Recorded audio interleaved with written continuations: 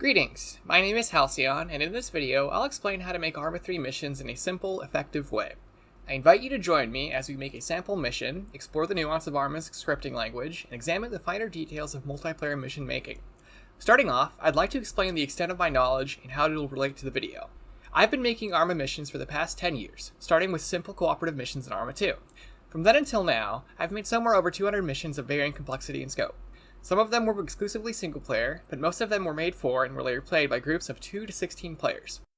I've also played a large part in producing the COXHOUND mods as well as running the COXHOUND Discord, and we'll be drawing examples from the COXHOUND missions mod for the sake of illustration. Also, I'm not very good with video editing, and I'm a very poor public speaker with a minor speech impediment. As a result, there might be some strange cuts, weird audio sounds, very bad image slideshows or lack thereof, and so forth, so I apologize in advance, especially for my pronunciation of Boolean.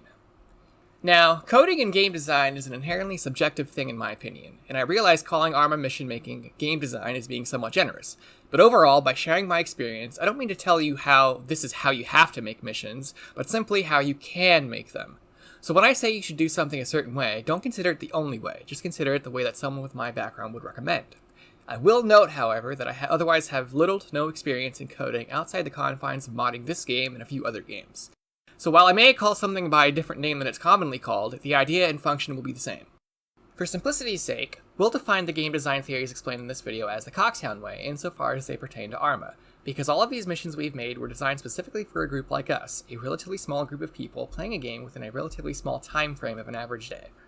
Following that definition, we'll be focusing on mission making as it pertains to gameplay at the level of small unit tactics.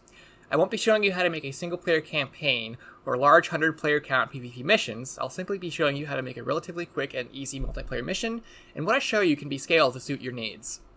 This video will assume you have a decent amount of knowledge regarding file management in Windows, knowledge of Arma 3 and its quirks, and at least some idea of how game design works in general. I will assume you've maybe opened the Eden editor once or twice, if at all. That being said, even if you're experienced with the editor or modding games in general, you may still find this video useful, albeit potentially patronizing to a small degree. We'll be running on the latest version of the game on Steam as of writing, and it'll be on Windows. Your mileage may vary if you utilize this video's information for the Linux or Mac versions of Arma 3. I recommend that you also install Notepad++ or an equivalent editor for the scripting-related aspect of mission making. I wholeheartedly do not recommend using basic Windows Notepad. Furthermore, we will need 2 specific mods. For this guide, I will be using vanilla assets with only these 2 mods, but you can use whatever mods you'd like in addition to these 2. The first of these mods is something you may already have if you're heavily involved in playing with mods. It's called Community-Based Add-ons and is required by most of the big mods on the Arma 3 Steam Workshop. It's also known by its abbreviation, CBA.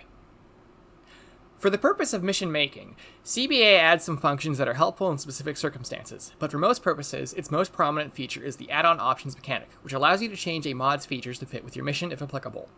If you're not planning on making a mission with mods, then you don't really need this add-on. The second mod, and the more important one, is Eden Enhanced. It expands the functionality of the editor in very important ways, and it has tools that are extremely helpful for mission design. It also does not create a dependency in the mission, meaning that the mission maker can have this mod and anyone playing the mission won't need it. In contrast, most of what CBA does may create a dependency in the mission file, so anyone playing the mission will also need CBA. I'll include a modless HTML file containing both of these mods in the description of this video, as well as the source files for the example mission we'll make over the course of the video. We'll begin with an introduction to the editor. I'll quickly go over the GUI and explain some of its options. For the sake of simplicity, I'll define the actual game space as the environment. From the top left, going clockwise, there's a row of drop-down menus that allow us to change the settings of the editor and adjust the mission at its core. This row is called the menu bar. The first drop-down is called Scenario, and it has options related to saving and opening mission files. By default, missions will save in the Arma 3 folder in your Windows Documents folder. You'll notice some of the options in these drop-down menus will have corresponding keybinds. For example, pressing Ctrl-S will open the file saving menu, pressing Ctrl-O will show you the open file menu, and so forth. There's also an export option here, and mousing over will have a side menu with additional options. For our purposes, the most important option is Export to Multiplayer. Exporting your mission to multiplayer will pack it in a special archive file called a PBO file. When you export a mission to multiplayer, this file will be available in the MP Missions folder in your Steam directory for Arma 3. This is the finalized version of your mission, which you'll share with friends if you decide not to upload your mission on Steam. Later on in the video, we'll have a practical example of finding your mission file after exporting it. Continuing in the editor, the next drop-down menu is the Edit menu. This has options which allow you to undo and redo actions in the editor, and there are also some fine-tuning options that you can enable, most prominent of which are toggle surface snapping and toggle vertical mode. These options allow objects to essentially automatically attach themselves to surfaces and to follow the terrain. A common issue with compositions from the Steam Workshop is that they don't spawn correctly with these options toggled on. The next menu is the View menu.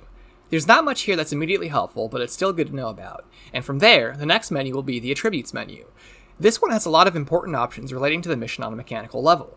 Things like environment settings, debug settings, and most importantly, multiplayer settings. We will get into the nuance of these options later into the video, but this is arguably the most important drop-down menu. The next drop-down is the Tools menu. Imaginably, there's a great deal of helpful tools here, and a lot of them are added by Eden Enhanced. I recommend you browse through these just to get an idea of what's possible. Then there's the Settings menu, which has access to the game's normal settings, but also the Preferences menu, which allows you to further adjust the editor's behavior. With CBA, there's also the Add-on Options menu, as mentioned previously. The last two drop-downs are Play and Help. The Play drop-down allows you to actually run and test the mission in a variety of ways. By default, your missions will be played in a single-player environment, but you can also choose to start a local host server from the editor itself if you need to quickly test something in multiplayer. The Help tab has a lot of additional resources for scripting and documentation. Most of these options will open windows in your browser, but the one you should definitely take a look at is the scripting option. There's actually an extensive community wiki dedicated towards documenting the game's scripting language and its commands. Browsing through it will give you an idea of what's possible in the game, and also how a mission functions behind the scenes. It's worth noting that Arma 3's scripting language at its core is a purpose-made language called SQF. The game takes scripts written in SQF and interprets them into the game environment. This is different to typical forms of modding in that you're not directly adjusting or adding to the game's basic features. With scripting, you're basically giving the game instructions on what to do, as opposed to modding, where you give a game more things to do or otherwise work with. We'll be spending a decent amount of time working with SQF later on in this video. The next aspect of the GUI that we'll be looking at is the bar underneath the topmost bar with the drop-down menus. This is called the toolbar. It has quick access buttons to a lot of the most important options in the aforementioned drop-down menu. I recommend you mouse over each option so that you can read exactly what they are. The furthest right option is also a little tutorial button that opens up tutorials that, personally, I've never done. But it would be good to try them in addition to watching this video. I believe you also get a Steam achievement for doing these. We'll now move on to the right-hand side of the editor screen. This is the asset browser, and it allows you to place different things into the environment. There's 6 kinds of tabs in the browser, and some have sections within them. From left to right, there's Objects, Compositions, Triggers, Waypoints, Modules, and then Markers. Each menu can be quickly accessed by pressing the listed function key corresponding with it. For example, pressing F1 will show the objects list, F2 for compositions, and so forth. Below this area, you'll also notice that there's a search bar, a down arrow to its left, and plus and minus buttons to its right. The leftmost icon allows you to filter objects by mod or DLC, and the rightmost icons allow you to collapse or expand all of the dropdowns within the asset browser. By default, the editor typically loads the Objects tab under the blue 4 units list, so because it's the first, we'll continue there. The Objects tab, as you can imagine, contains all of the currently loaded game assets. This includes vehicles, infantry, and props, and other things. The first 4 color-coded sections are actual AI-related assets, such as soldiers and trucks and whatnot, and the last section has things such as props or buildings. You'll notice that, while in any of the first 4 sections, at the bottom of the asset browser is a checkbox that says, Place Vehicles with Crew.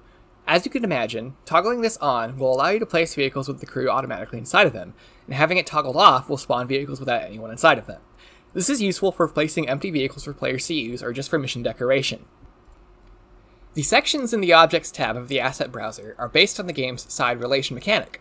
As such, the first section is Blue 4, the second section is Op 4, the third is Independent, and the fourth is Civilian. By default, Blue 4 and Independent are hostile to Op 4, but you can change this in the general option of the Attributes dropdown under the Miscellaneous section. Also, the Civilian side will consider any side hostile to Independent to also be hostile to them. So if you give civilians guns and Independent is hostile to Blue 4, civilians will fire at Blue 4, but I digress. The next tab in the asset browser is Compositions. This typically includes pre-made groups of units that you can spawn into the game. It follows a similar structure to the Objects tab, with the addition of an extra section represented by a white icon. This is the section for custom compositions, either ones you make yourself or download from the workshop. The third tab of the asset browser is the Triggers tab. It has 4 options by default. Triggers are the backbone of any mission. They allow you to manipulate the mission environment on the fly. Keep in mind where they're located. It's a surprise tool that will help us later. The fourth tab is the Waypoints tab. If you place down any unit or group and you select them, you can then place waypoints down for them. Basically, these are instructions for units. The fifth tab is Systems. It has a lot of interesting things you can use. The first section is logic entities, which aren't applicable in most situations unless you're placing spectators, headless clients, or dedicated Zeus slots. The second section is what the editor initially loads, and it's the more interesting section here. This is called the Modules section.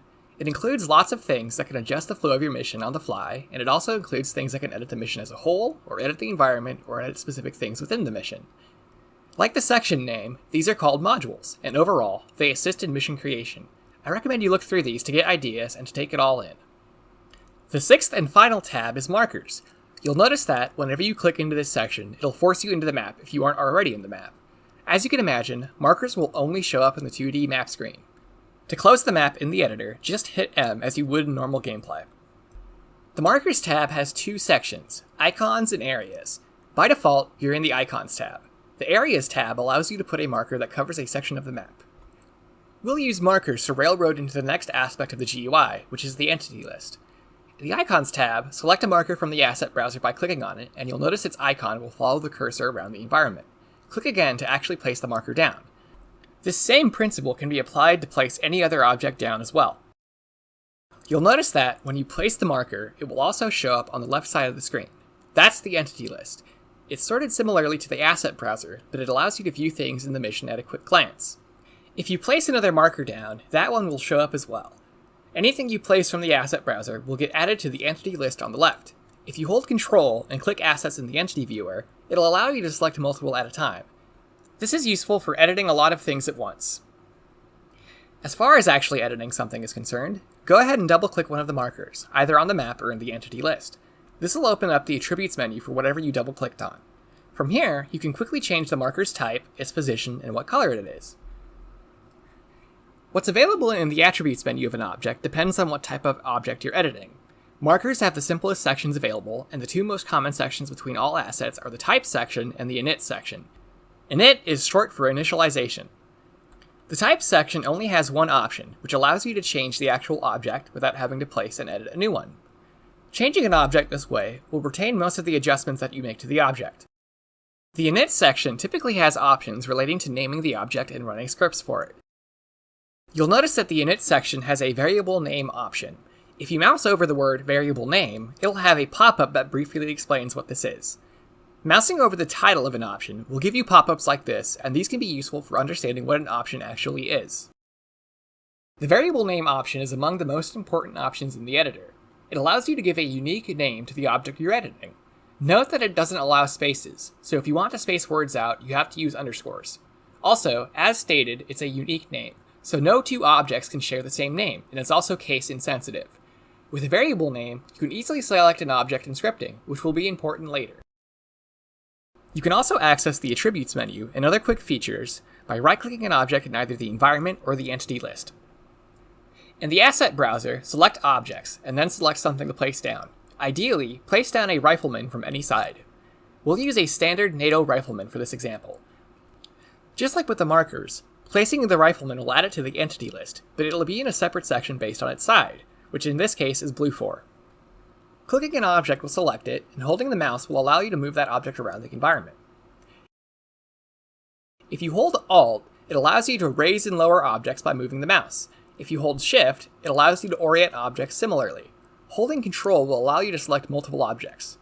If you select an object and right-click it, it'll open a drop-down with a variety of useful options, and the first option will be Connect. And if you mouse over it, you'll see options for linking the object to various things for various purposes, the most useful option here being the Group To link. You'll notice that the rifleman has an icon floating above him in 3D, and in the entity list, he's under a section called Alpha 1.1. In game logic, groups allow the AI to better cooperate with each other. By default, AI won't really interact with each other unless they're in groups. AI in groups will share information, work together tactically, and generally be cognizant of each other. Unless you play with mods that enhance the AI's functionality, they typically don't care about units and other groups on the same side. It's an apes stronger together kind of deal here. If we place another blue 4 rifleman down, you may notice a cyan line between the units when you place them close together. This is an option in the Preferences section of the Settings menu called Automatic Grouping. It allows you to automatically group units together that are placed near each other. Personally, I have this option disabled, and if that option is disabled for you as well, or if you need to move a unit from one group to another, you can manually group soldiers together by selecting a unit and holding Control. You'll notice an orange line originating from the selected unit. Moving this line to another unit and releasing the mouse will group them together. You can also use the aforementioned Group To option in the right-click menu. In this context, it's worth noting that one unit cannot belong to two groups at the same time. It wouldn't be very practical or useful. Additionally, by default, the first unit in a group is considered the group's leader, regardless of that unit's rank attribute. If you take a unit in the group and hold Control and drag away and release, it'll ungroup that unit and put it into its own group. If you select the group icon, or select the group's name in the entity list, it allows you to immediately select the entire group of objects. You can move multiple selected objects at once with the same controls to move singular objects. When doing this, you can adjust the attributes for multiple objects at once, by the same method you would use to edit attributes normally. What we'll do now is delete all of the objects that we have, including the rifleman and any markers from earlier. If you hold left-click and drag over the rifleman, you'll have a green bounding box allowing you to select anything within it. Move your mouse so that both of the riflemen are within the bounding box, then let go of the mouse and hit delete to get rid of them. For any markers, the same can be done in the map screen, or you can select them from the entity list and delete them that way. Now, in the Compositions menu, in Blue 4 under NATO, select a rifle squad. You'll see a bunch of blue icons. This tells you where it's going to place each individual part of the composition, or in this case, each individual member of the group. Place the group down and orient its members as necessary to make sure none of the units are clipping inside trees or rocks. The next thing we'll do with this group is we'll give them a waypoint. Waypoints are the game's way of giving strategic instructions to the AI. With them, you can tell AI to move to certain points, search for enemies, get into vehicles, and so on. There's two ways to put waypoints down. The easiest is to select a unit or group and hold Shift and then right-click. This will immediately put down a basic move waypoint. If you select it and hold Shift and then right-click again, it'll add another waypoint. You can do this to very quickly add however many waypoints are necessary for the mission. The second way to put waypoints down is to select a group, then go to the Waypoints tab in the Asset Browser and select a waypoint to put down. You'll immediately see an orange line linking the selected waypoint and the waypoint you'll put down. Waypoints are distinguished by their type. The type of a waypoint dictates the instructions it'll give an AI. For example, the Seek and Destroy waypoint will have the AI group search the area around the waypoint for enemies, and it'll engage them. You can also attach waypoints to objects by dragging them over an object. You can see I've placed an Ifrit from the CSAT faction, and now I'm going to select the AI group we put down, and I'm going to spawn a Destroy waypoint. Then I'm going to move it over the Ifrit. You'll see that the waypoint kind of snaps to the Ifrit. That means the waypoint is then attached. Attaching waypoints to objects like this will link the task of that waypoint to the attached object, meaning, in our case, the Blue 4 group is instructed to destroy the Ifrit. This similar concept can be used for the Follow and Get In waypoints and others. Let's put another AI group down, this time an Op4 group, and we'll give them a few basic move waypoints around the Ifrit we put down.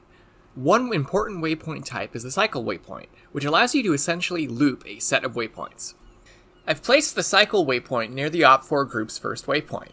Notice how there's a black line linking the first waypoint and the Cycle waypoint. This means that they're linked together.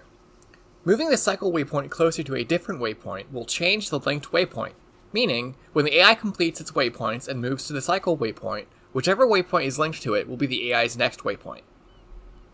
Doing this can allow you to make simple AI patrols. If you move the Cycle waypoint to the group leader's position, the Cycle waypoint will use that position as the first waypoint in the order. Note that the Cycle waypoint's only function is to loop waypoints. It isn't a move waypoint by itself, and without other waypoints, it doesn't do anything on its own. Also, you don't have to use exclusively move waypoints in conjunction with Cycle waypoints. Most waypoint types preceding or following a Cycle waypoint will work just fine. With all that said and done, in essence, we've just made an extremely simple mission. The Blue 4 group will move to destroy the Ifrit, which is defended by an Op4 patrol. But there's far more to mission design than just this. An integral part to the overall flow of a mission is the trigger object. Simply put, triggers are used to check the state of things in the mission and then process information based on that state. For example, you can use a trigger to end the mission when a target is destroyed, you can use a trigger to spawn more enemies, you can use a trigger to teleport players, and so on. Triggers are intrinsically linked to the scripting aspect of mission making, which is our next topic. You can make a good mission, but without triggers and scripting, it's not going to be a pretty one. With scripting, you can give instructions to the game itself, which it'll interpret as best as it can. Scripting and triggers allow your mission to be automated to a certain degree, and that degree of automation can be however intricate as you'd like.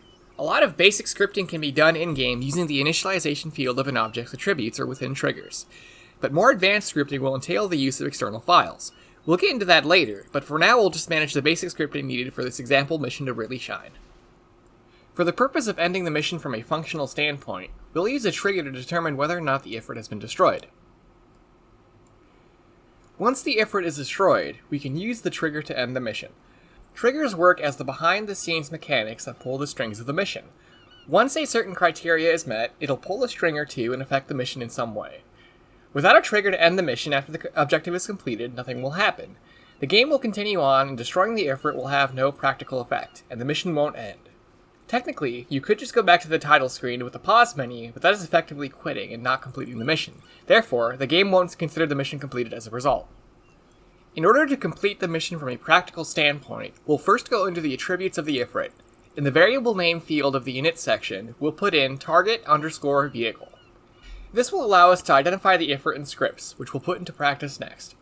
For variable names, you can't use spaces, you need to use underscores. You could also just make the variable name a single word or a very long compound word, but for the sake of organization, it's better to use underscores for variable names. Also, for variable names and for scripting in general, it's usually not case sensitive. Anything in uppercase is typically processed exactly the same as if it were lowercase. Now, place down a trigger and then go into its attributes. You'll notice that the attributes menu of a trigger is very different from that of an object.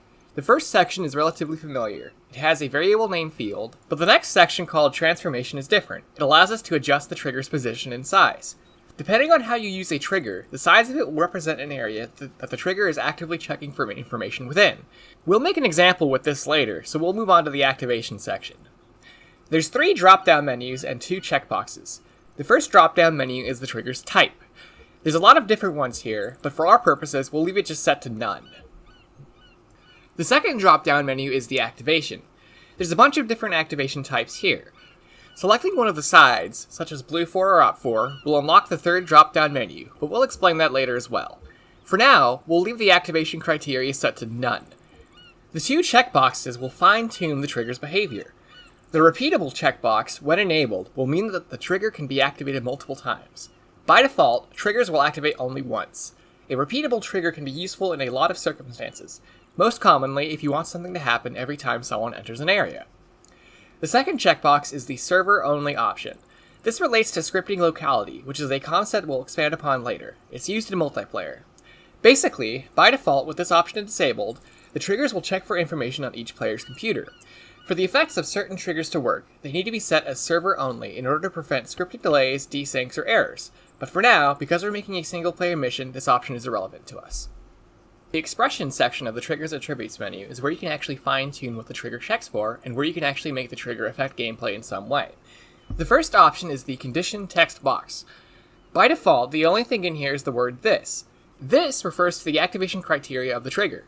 For example, if we had set the activation to blue 4, and the activation type as its default setting of present, leaving this in the condition checkbox means the trigger will only check for that criteria. Functionally, you can use certain scripting commands to check for information, and the result of that command will either be true or false.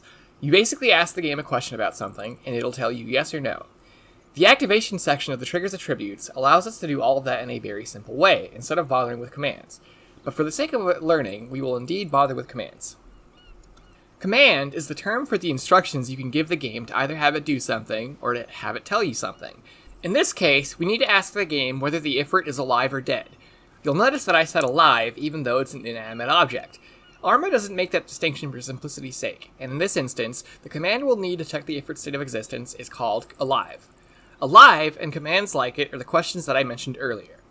In the condition text box, we'll erase the word this and write the word alive. But we also need to tell it exactly what to check for, and this is where the variable name we wrote for the ifrit comes into play. We'll write target_vehicle, the same thing we wrote earlier, and altogether, we've effectively written a simple script. The trigger will ask the game if the ifrit is alive or not, and it'll answer with true or false. Any answer that a command gives you is called a return value. Any information parsed in the condition text box that returns true will activate the trigger, and anything false will simply have no effect. In technical terminology, this is known as a boolean. Since the ifrit starts the mission in a normal, undestroyed way, the alive command will have a return result of true on its own, which of course will activate the trigger. But this is counterintuitive. We need to know when the ifrit is destroyed. Operators are the tools used to execute basic mathematics and logic. It's classic stuff like plus and minus, with some extra things thrown in. With that in mind, one of these extra things is the exclamation point operator. Putting an exclamation point before a command that returns either true or false will essentially reverse the result of the information checked. So if we put an exclamation point before alive, it'll have a return result of true if the ifrit is destroyed. Basically, without an exclamation point, alive will return true if the ifrit isn't destroyed, which means the condition of the trigger is then true. With an exclamation point, alive will instead return true if the ifrit is indeed destroyed. It'll return false if the ifrit is still alive. It basically gives you the opposite of the returned boolean. Now, the trigger is checking to see if the ifrit is alive or dead every so often. That's where the next section called interval becomes relevant. Any number entered in here is the amount of time in seconds between checks. By default, every half second, the game checks anything in the condition box. For the sake of fine-tuning performance, you can adjust this interval, but unless your mission is lagging very badly or you're checking a lot of information, you can safely leave it set to default. Effectively, the trigger will now activate when we blow the ifrit up, but we need to actually get it to do something. We'll do that with the on activation text box. This is a sandbox where we can execute commands after the trigger activation criteria have been met. In this instance, whatever commands we put will be executed after the ifrit is destroyed. Once again, I recommend that you check out the Community Wiki's scripting section for more information on commands. There's tons available, but for the sake of demonstration, we'll use the system chat command. System chat allows you to put a simple message in the game chat window. It's useful for doing quick tests on triggers to see if they're working as intended. Commands work with additional information called parameters. Most commands require a parameter following the actual command, but some commands will also require a parameter preceding the command as well. These parameters can be a myriad of things, such as a target for the command, a number, more information, and other things. We'll get into those later, but for now, let's write the actual command. With system chat, it needs only one parameter, a word or phrase held within quotes. This is called a string. In the on activation text box, type system. You'll notice that underneath the word, there's system chat in a little underlined box. This is an autocomplete feature to assist in writing scripts in-game. When this pops up, if you press F1, it'll pop up with some useful information on the command. You can see an example usage of the command, a description, the return value, the operand types it uses, and so on. Closing the F1 menu, we'll finish writing system chat by pressing Tab. When the autocomplete feature appears, you can press Tab for it to finish writing what it thinks you want to write. It can be hit or miss sometimes. Next, we'll put hello world in quotes to form the string we'll need for the command. Make sure you close the quote, otherwise it won't work properly. Effectively, once the trigger's conditions have been met, the game will display hello world in the chat. We'll go ahead and test this now.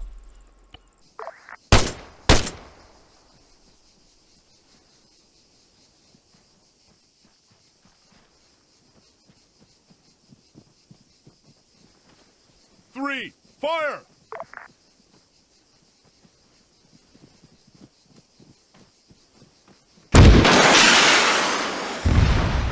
Target down! Overall, this is an example of how triggers interact with the mission. They basically check certain conditions, and then they affect the mission accordingly. When the ifrit is destroyed, it'll say hello world in the chat, which is neat, but not very practical. We want the mission to end when the ifrit is destroyed, and one way of doing that is the end mission command. End mission is used similarly to system chat, but instead of putting in whatever text we want, we have to put in a specific text, and whichever text we use will tell the game what ending we want to use. We'll go ahead and erase system chat from the on activation section, and we'll write end mission. You'll notice that the autocomplete feature showed up and then disappeared when we finish writing. We can still use it to get information on the command, even if the pop-up isn't available. If you move your cursor to any applicable command and hit F1, you can still see the relevant information, like with the information for system chat. We'll go ahead and do that to see what kind of endings we can use. You'll see there's a myriad of different endings, but for our purposes, we'll just use N1. We'll close the help menu and type in end1 in quotes after end mission, and then we'll go ahead and test this. Make sure that end in end1 is capitalized, and make sure that you click OK or press enter anytime that you close an attribute menu, otherwise your information won't save. Target's down!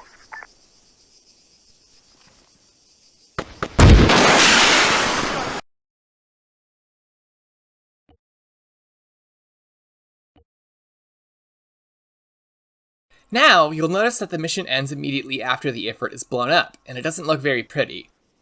While the end mission command can be useful in some circumstances, it's superseded by what's known as a function. Functions are essentially sets of commands that are pre-written so that the commands can be easily reused when necessary. Instead of one single command, it's a list of a bunch of commands to tell the game to run all at once. One such function, and the function we're looking for, is bis_fnc_endmission, with the M in mission being capitalized. That's a lot of words, but most functions will start with bis in capitals. Also, it's one of the rare times where capitalization actually matters, so make sure that the necessary letters are capitalized, otherwise the game won't know what function we're trying to use. BIS stands for Bohemia Interactive, the function's author, and FNC stands for function, and whatever else after that is the actual function's name. So when looking at the actual written function, we can see that Bohemia Interactive wrote the function called endmission. Functions are typically used in conjunction with the commands spawn or call, and there's sometimes information needed for those commands too. To use the command call, we'll need to give it information in the form of parameters for a function, and then tell it what function to give those parameters to. The first parameter of call functions as the parameters that we want to use for the second parameter of call, which is the actual function that we want to execute. We'll erase what's written in the trigger's on activation section and type in lowercase n1 in quotations, then we'll type call, then we'll type capital BIS underscore lowercase fnc underscore end mission, with the M in mission being capitalized once more. Then we'll close the attributes menu and test the mission once more. Make sure that the necessary letters are capitalized.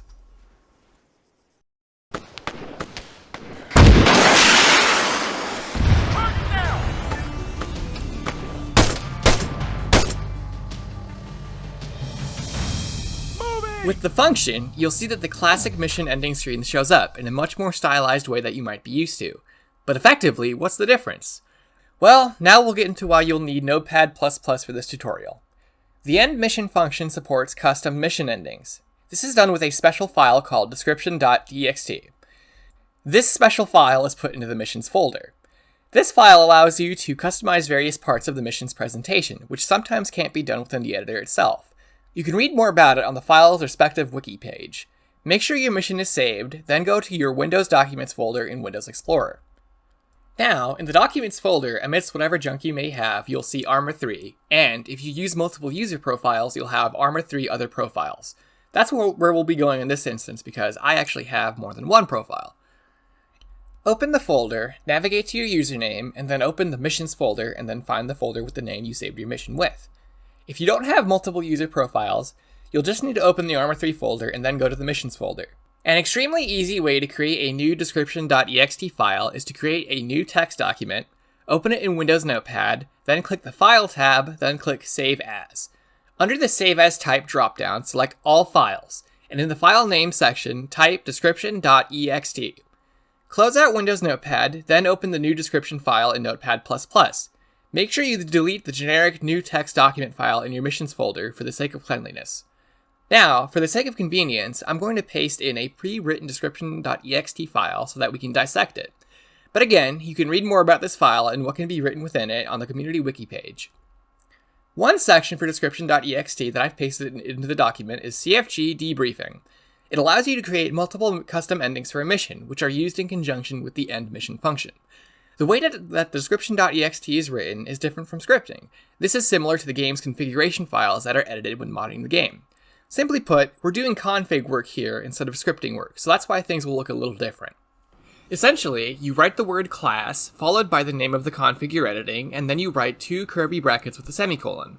What's written inside the brackets is the contained config, and you can write more instances of the word class, with more preceding names and brackets to have sections in that config, and so on.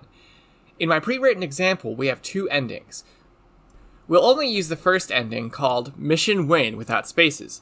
The second ending is an example of how to use multiple endings. I've included some comments in this file so that you can read them in your own time when viewing the example mission. But basically, we need to create a custom ending and define what's actually custom about that ending. You'll notice that mission end is contained within the brackets of CFG debriefing, and within the brackets of mission end are some actual words and parameters. You can see that I've written some basic text into those parameters. Going back into the game, we'll go back into our triggers attributes and back to the on activation section. To actually use our custom ending, we'll use the same function from earlier, bis func end mission, but we'll add some extra things to it. I'm going to paste in a different example of the function, and I'll quickly explain what's going on. Instead of just end1 in quotations before call, there's a set of square brackets with some words inside. This is what's known as an array. Anything inside of square brackets divided by commas is an array. Arrays are used for storing information. In this instance, we're using an array to hold parameters relating to the end mission function, and call passes the parameters into the function. Then, the function gives us a result based on those parameters. Now, as mentioned, each entry of an array is separated by commas. For the parameters we're using to end the mission, the first parameter is the ending's name in config in quotes. In config, it's simply called mission win, all one word, so that's what we'll put here. The additional parameters in the array are for fine-tuning the effects of the ending screen and their booleans.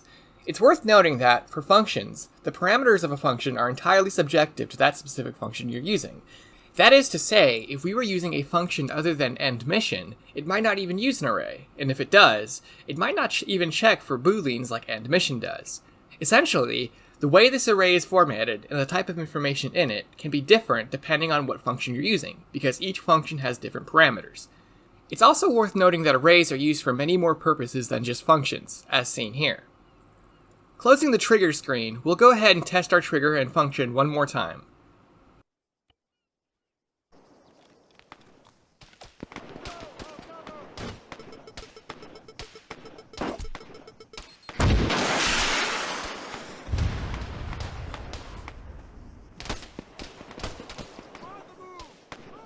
You can see that the custom text I've entered into the mission win section of Description.ext is actually showing up in-game in this custom ending.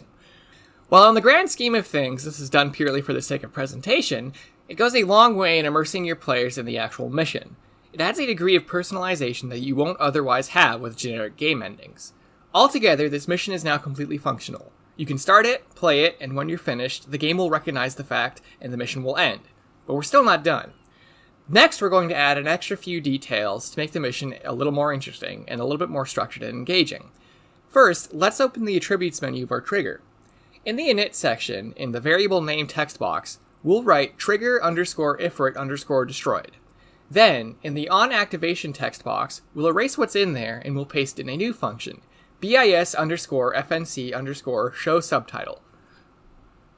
This function will allow us to display a bit of subtitle text on screen to tell the player that they have, in fact, destroyed the Ifrit.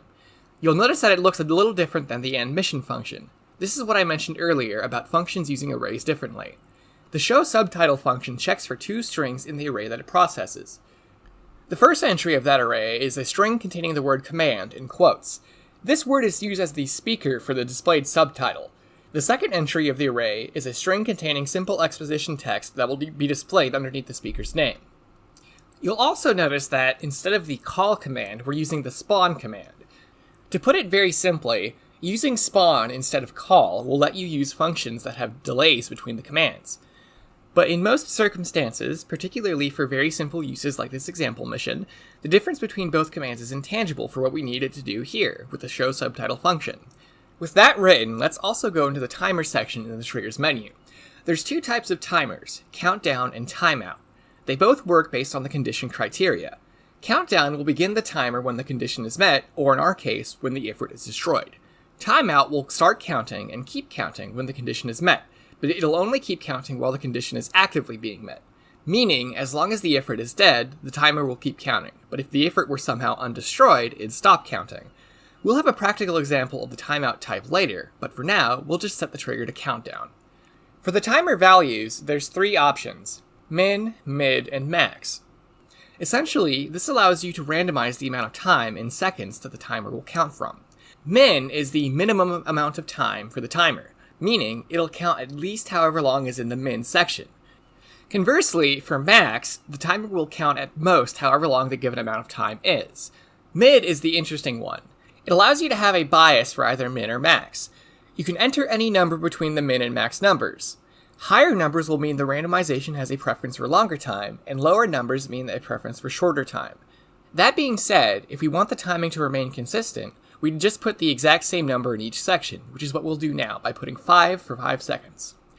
The reason why we're doing this is mostly theatrical, but it goes a long way in adding a little extra flavor to your mission. If we receive immediate confirmation that an objective is completed, especially in the form of a character explicitly saying so, it makes it a little less believable than if we were to add a small delay. A small delay in the confirmation of an objective being completed allows you to account for the general time it takes for a situation to be completely realized in real life, which in turn induces a little bit of realism and a small degree of tactical ambiguity. Now, we're going to place another trigger down. In its attributes, for its variable name, write trigger_evac. In the transformation section, for size A and size B, in both fields write 25. For its activation, from the dropdown, select any player. Leave the activation type set to present. In the condition, we'll write something new. First, put a left round bracket. Then write trigger activated. Then write the variable name of our first trigger, trigger_ifrit_destroyed. Trigger activated is a command that returns a boolean based on if the checked trigger is activated. Basically, it's asking the game if the trigger named trigger_ifrit_destroyed is activated, which would mean that our ifrit is destroyed. Then put a right bracket and write and this.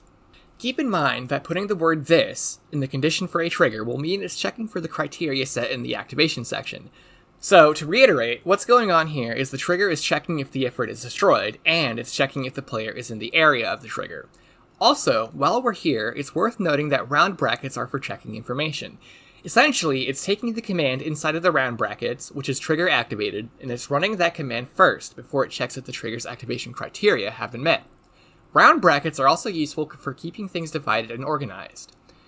As a small tirade, I'll digress and explain why we're using the word and here in this instance. When checking information, especially in the condition section of triggers, it works based on mathematical logic. So, operands such as and as well as or are used. Hypothetically, if we wrote or instead of and in this section, it would mean that the trigger will activate if the ifrit is destroyed or if the players are within the trigger's area. If we had more than one trigger, we could repeat everything but the word this, and change the names to that of other triggers as necessary if we wanted to add more objectives. You could also instead add an exclamation point before trigger activated, and it'll check if the given trigger hasn't been activated yet, just how like we used the alive command to check if the ifrit was destroyed. But I digress. Now, in the timer section, set the timer type to timeout, and set all 3 values to 10.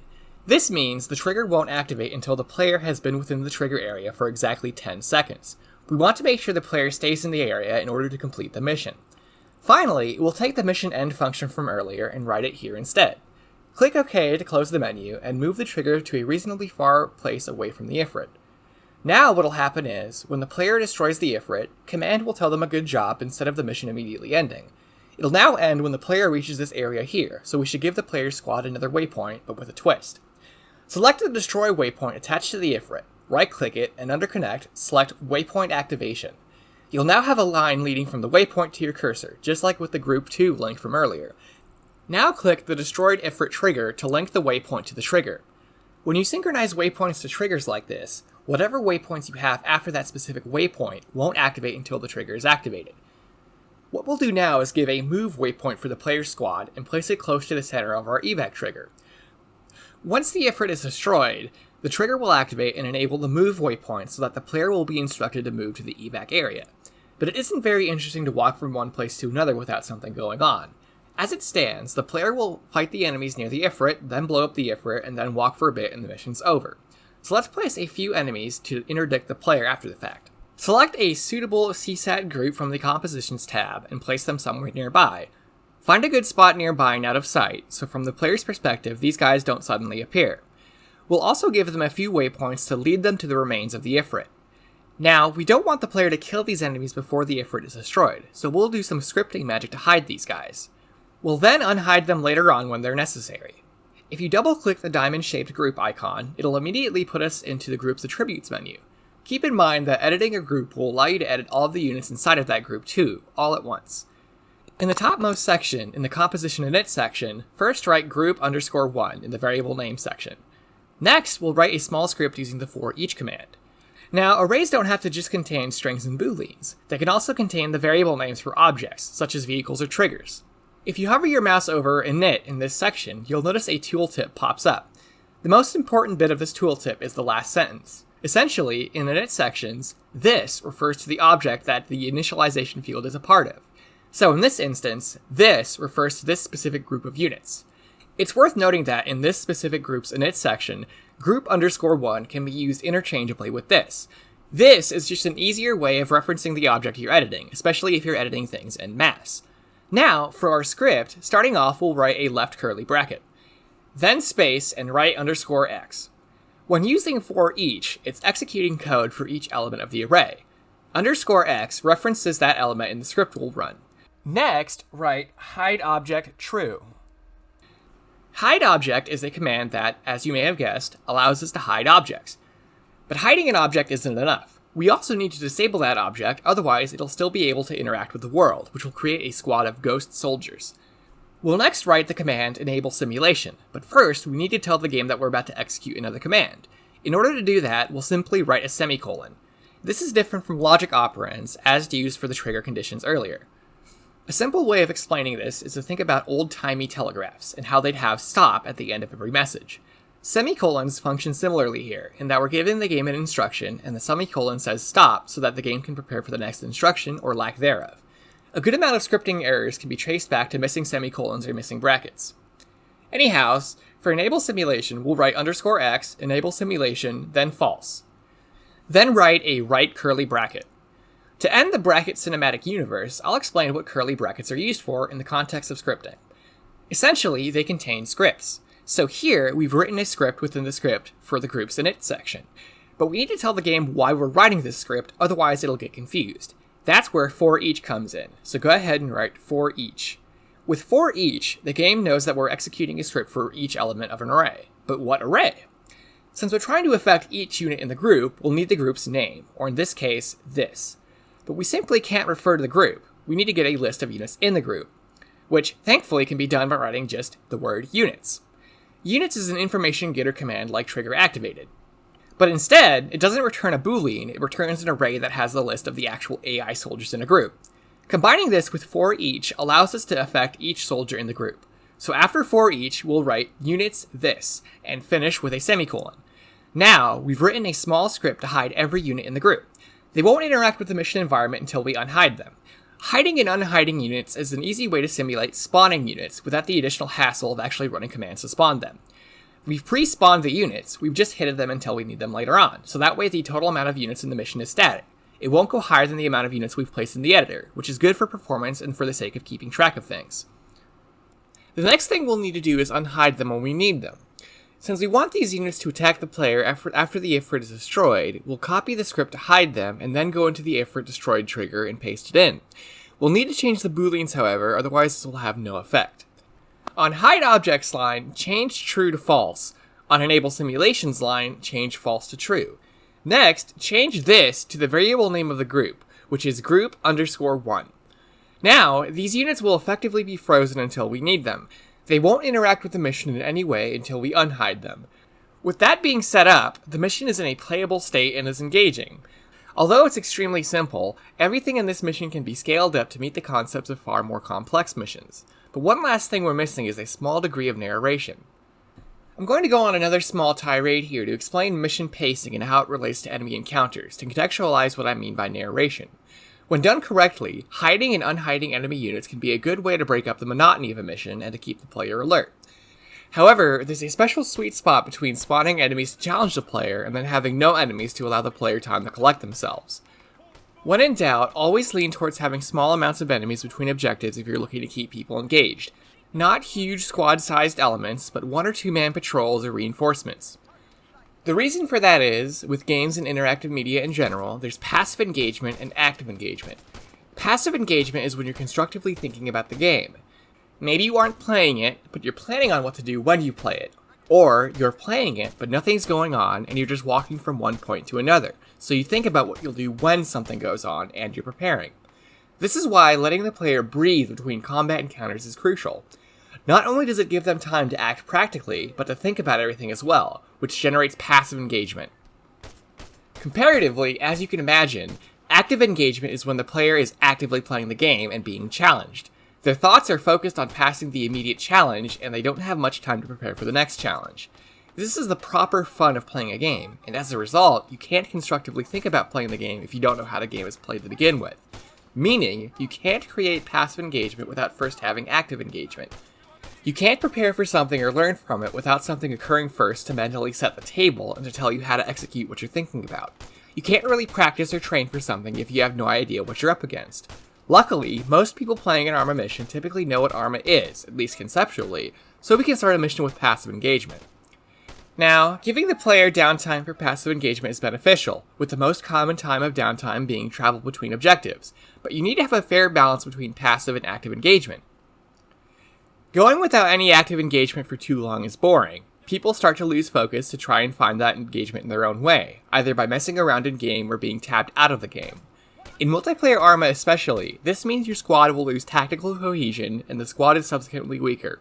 And at this point, if they're attacked, they'll all get killed and it'll be headache-inducing. While you could say that's what you get, players shouldn't be punished for not being seriously 100% actively engaged all the time, even if you have some uber cool milsim unit. In this hypothetical situation, punishing the players for getting bored by your own bad mission design means they go from getting bored, dying, getting frustrated, and then potentially getting reprimanded for allowing it all to happen, at which point the entire situation is derailed. Letting them get frustrated is consequence enough. It allows the player to learn from their mistakes, which is passive engagement in itself, but it's better to remove the chance of being frustrated altogether if we can control it, because frustration can easily be worsened. Players who are dedicated to learning the game will recognize their failures on their own and will work to improve, and that'll naturally reduce frustration and create passive engagement. But players who are just weekend warriors to your mission or your event will just want to play the game and enjoy it hassle-free. You can't enjoy a game if it's constantly creating problems for you, or if it's easy for you to make mistakes and create those problems. Dedicated players will learn from their mistakes and be more forgiving of any difficulty, but casual players will be more easily aggravated by that difficulty, so that's why it's a good idea to make sure your mission won't frustrate people. You don't need to handhold your players, but you do need to give them a safety net, because invariably, Arma is going to be frustrating in one way or another, and minimizing the areas of frustration is key. While you could argue that, if you were making a realistic mission based on a real-life operation, the aforementioned bad mission design and subsequent frustration could just be the conditions of that real-life operation. But the fact remains that we're playing a game here, first and foremost, so we need to account for that fact by designing our mission based on entertaining gameplay, rather than based on real life.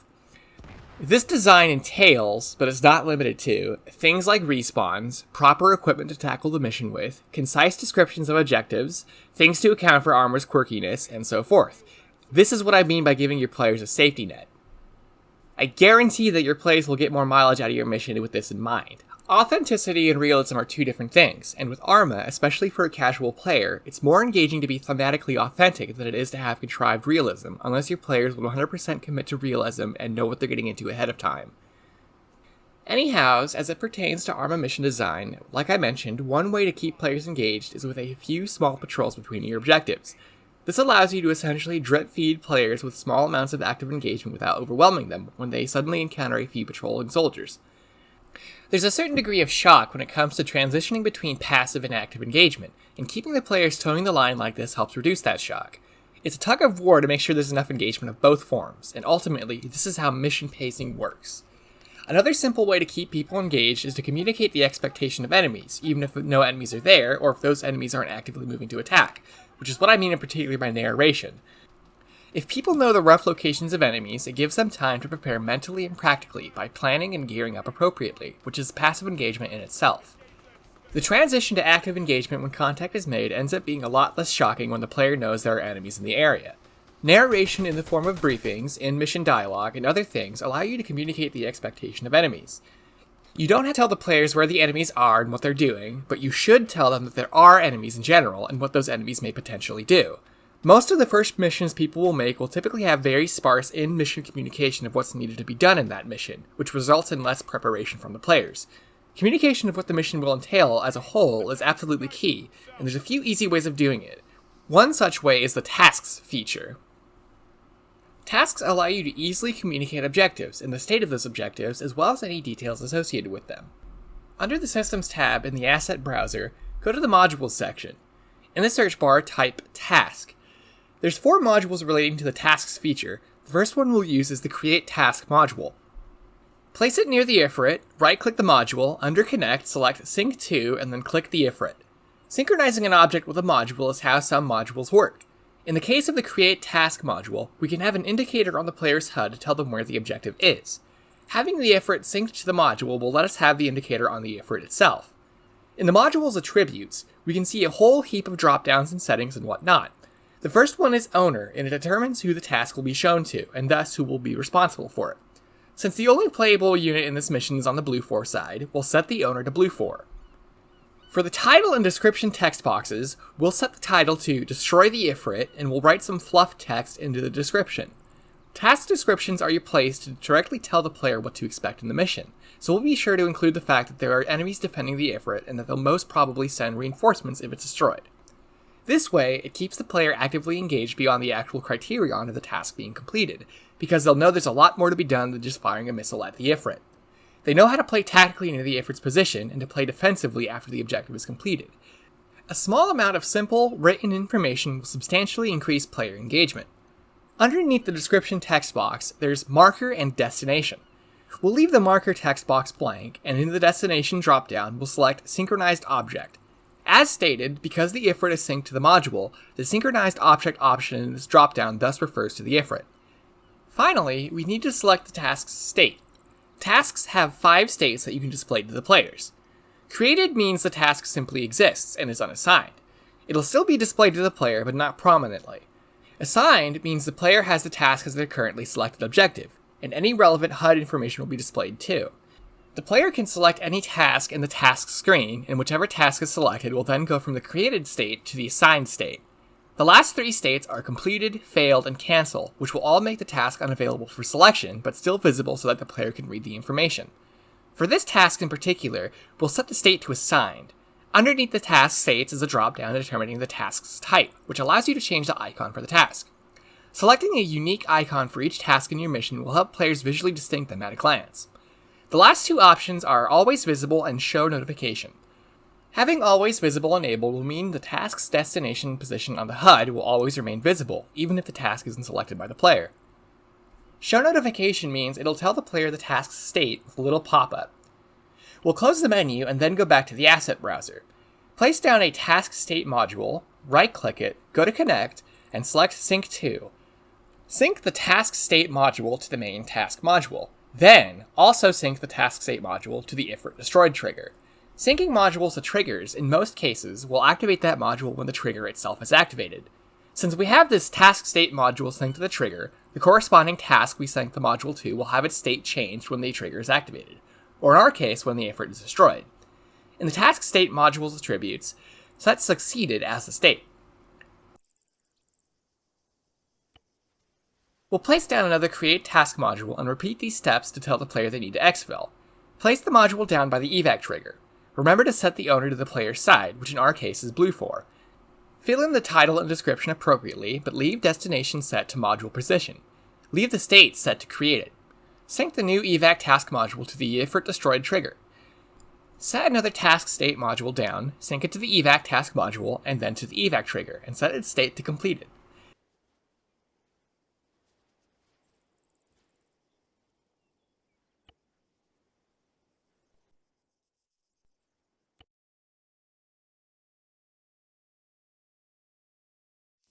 Now, when we test the mission, go into the map screen and select Task from the top left side. You can see all the relevant information about the Destroy Ifrit task here. You'll also see it on the map. You may also notice that the evac task doesn't appear. Since we synchronized the Create Task module to the Destroy Ifrit trigger, it won't create the task until the Ifrit is destroyed. If you create tasks halfway through the mission instead of displaying them outright, you can create an element of surprise which helps keep people actively engaged. Generally speaking, subverting the expectations of your players is a good way to make them reevaluate the situation as a whole, and to reassess whether or not they're combat effective.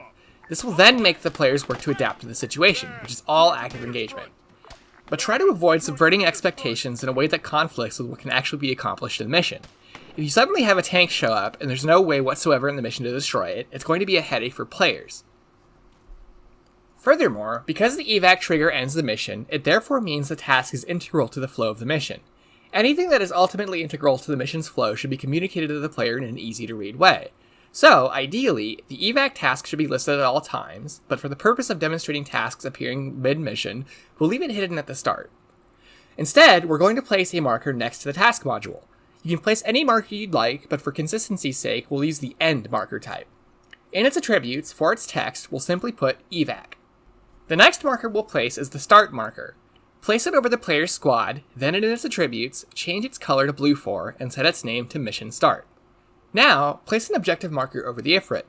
For its text, put objective and set its color to op4. I'll digress a little bit to explain why we're using the blue 4 and op4 colors as opposed to just plain red and blue. At the main menu, in the game options, you can actually change some of the colors in the game, and you can change the colors used to represent the sides in the game. Since some people have difficulty seeing some colors, it's good to use side colors and markers so that the respective color is consistent with the colors set by people playing the mission.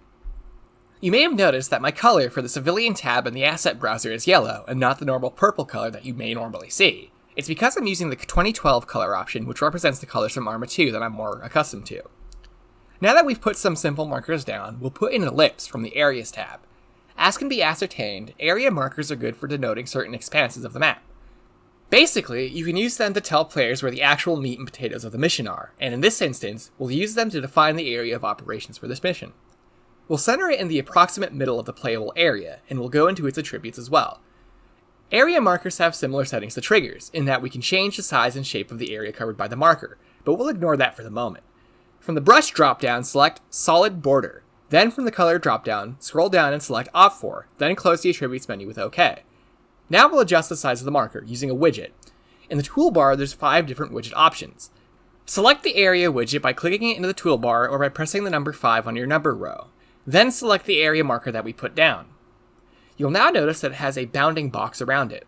Similar to image editors, this bounding box allows you to change the size of the area marker very easily. This also works for triggers. Use the area widget to move the boundaries of the area marker so that the entire playable area is covered. You might need to readjust the center of the area marker so that it covers the area properly. With these markers set and the tasks defined, the mission's presentation is complete. Players have a clear understanding of what to do, where to go, what to expect, and etc. You can further expand on presentation by using the Create Diary Record modules, or the briefing section of the general menu in the Attributes menu bar dropdown. Speaking of the menu bar, under Attributes we'll go into the Environment menu. This allows us to change the weather conditions of the mission. As you may already know, different weather conditions can greatly influence a mission, so adjust this as you see fit with that in mind. It's good to check through at least once while making a mission, because some maps will start at certain times of day with certain weather conditions in the editor. Now, we have a complete single-player mission. But after all, this guide is meant for a multiplayer mission. While you could just add more playable characters and then call it good, special adjustments need to be made for a mission to work properly in a multiplayer environment. The key consideration in this effort is what's known as locality. Scripting locality in Arma determines who sees what in a multiplayer environment. Without proper accounting for locality, your mission can have desync or presentation issues and general quirkiness. For example, if we have a PvP mission and we want to show which team has won the mission, we can take advantage of locality to tell players of one team that they've lost and tell players of the other team that they've won. For another example, with locality we can display text on only one player's screen or play certain sound effects for certain players. The best way to determine the intended locality of a command is to ask yourself, do I want to run this command for every player, just one player, or a specific group of players?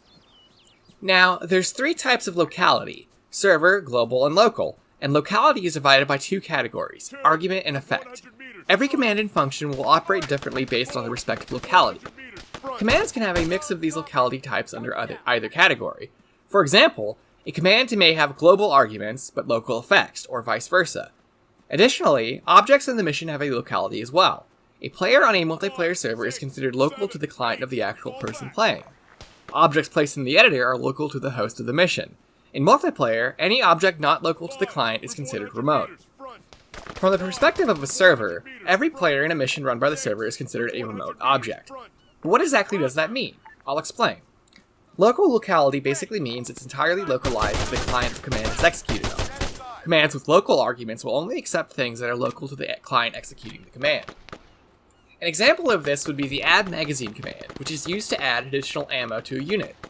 Add magazine has local arguments, so if we have two players, each with the variable names of player 1 and 2 respectively, who have access to the debug console to execute commands, player 1 can't execute the add magazine command to give player 2 ammo, because the variable name of player 2 isn't local to player 1's client.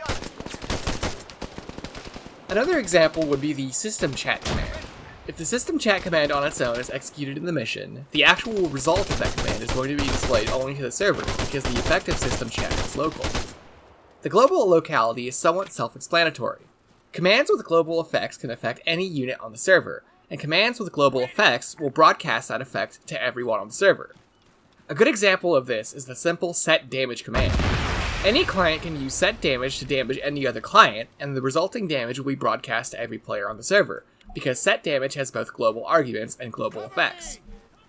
Inversely, the set face command, which is used to change the face of a unit, can be used by one client to affect another client, but the result of the command will be only local to that affected client, because set face has global arguments but local effects.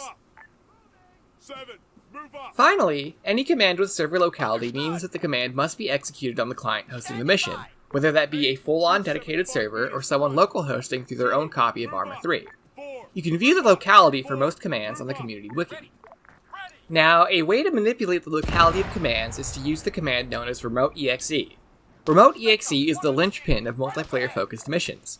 You may have noticed during the creation of the example mission that we didn't use a command named remoteExec at all. This is where the fun begins, because we're going to go back and make the commands work with remoteExec. Because the mission was made for single player at first, remoteExec is irrelevant for that purpose, but because we're adapting it to multiplayer, now we have to use it. The reason why we're doing this after the mission has been completed is so that you can see the difference between normal command execution and command execution using remoteExec. Also, you'll see how to adapt your existing single-player missions to multiplayer if you so desire. Starting off, we'll select every unit in the player's group, except for the actual player. You can distinguish the main player in a mission by the red ring around their icon and the red text in the attributes menu. The easy way of selecting every unit except for the player is to select the ammo bearer in this group, then hold Shift, and then select the team leader at the bottom of the list. Holding Shift allows you to select multiple objects at a time in the entity list, so long as every object you want to select is listed below the first object that you select. Now, we'll right-click any of the selected units and open their attributes. Remember, since we're editing a whole selection of units, anything we do in the attributes menu for one will affect all of them. Scroll down to the Controls section and enable the Playable checkbox, then hit OK to close the attributes menu. You'll notice now that the units have a purplish ring around them in the environment, and their text is colored similarly in the entity list. This color denotes that any unit is optionally playable. Make sure that you have one unit specifically set to player, otherwise you may run into some issues.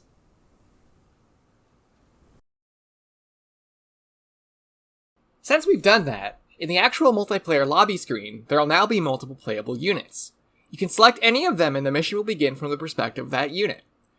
By default, any unit that isn't controlled by a player will be controlled by an AI when the mission starts.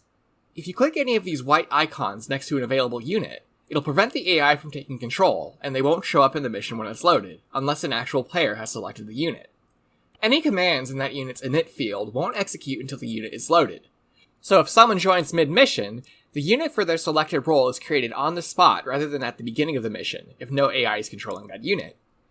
Keep in mind, any commands you have in the init field of one unit of the squad, such as the squad leader, will only activate if the unit is present. So if you have AI disabled, but a command in the squad leader's init, and the squad leader isn't controlled by the player, that command won't be executed until someone selects the squad leader role and loads into the game.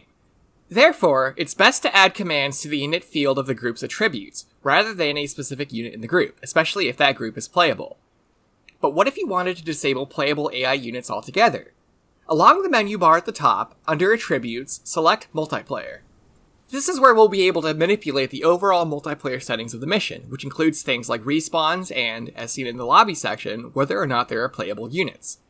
Untoggle the Enable AI checkbox. It's best to do this for every mission you make just for simplicity's sake. Managing AI in multiplayer can be difficult, and also, joining mid-session as an already established unit that's been running around doing things can be extremely disorienting. While we're here, we're going to fine-tune the mission settings. For this example mission, in the topmost Type section, set the game type to Cooperative Mission. If your mission is being run on a server or localhost client, this setting will change what type of mission this shows up as in the server browser. It's a mostly inconsequential thing, but it also helps for categorization in the multiplayer mission select screen. Secondly, set min players to 1 and set max players to the number of however many playable units you have. This also helps when selecting the mission in multiplayer, since you'll see whether or not you have too many players in the lobby for this mission. Now, we'll move on to the respawn section. Right now, we don't have any respawn points set up in the mission, but from the respawn dropdown, we'll set the respawn type to respawn on custom position. You'll notice that there's a text box that shows up to explain the respawn types, and that more checkboxes underneath the respawn dropdown appear when selecting respawn on custom position. The type of checkboxes available depend on the type of respawn. In this list of checkboxes, enable select respawn position and disable show respawn counter. If you'd like to see what all these text boxes do, I would digress slightly to explain them, so it'd be better if you check the respawn page on the community wiki.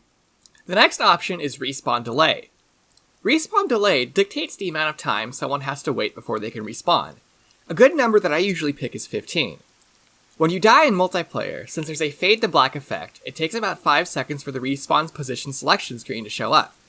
15 is a good number because it gives the player a fair amount of time to sit out of the fight, without that amount of time being boring. As a rule of thumb, if you go higher than 15, never go higher than 30. Having to wait forever after dying is annoying, especially if something stupid killed you. The next few options under respawn are mostly suited for PvP, except for manual respawn and save loadout. Manual respawn, as you can imagine, enables the respawn button in the pause menu when playing. Save loadout doesn't do exactly what you might think it does. It restores the loadout you initially gave a unit in the editor. It doesn't restore the loadout that a unit had when it died. You may have noticed that, when right-clicking a unit, the pop-up menu has Edit Loadout as an option. This opens up the arsenal for that unit, and this is the loadout that this option is referring to. So with Save Loadout enabled, any unit that respawns will have its initial loadout in the mission restored, but it won't respawn with any items it picked up during the mission. Scrolling down, you'll see the Tasks section and the Revive section. The Tasks section has only one dropdown, Shared Objectives, and it has two useful options, Enabled and Enabled with Task Propagation. With Shared Objectives enabled, the game will display who has what task assigned to them. Since any available task can be assigned to the player, and thus completed in any order if set up in such a way, players can self-assign tasks as they see fit. So if we had multiple tasks, players could assign themselves to any task, and the game will tell that to other players. With task propagation enabled, it means only the leader of a group can select the assigned task for that group. Meaning, if the player leading the group selects a task, all of the group members will have that task assigned to them as well. Only group leaders will have the option to select tasks. The option won't be available to the group's subordinates. In multiplayer, having either setting enabled is almost necessary for the sake of communication. Therefore, select either option depending on your preference. We'll go with just the plain enabled option. In the Revive section, there's several different options that are mostly subjective to the playstyle that you're going for, but we'll use the settings that I typically use for a casual setting. In Revive mode, there's 3 options: Disabled, Enabled for all players, and Controlled by player attributes.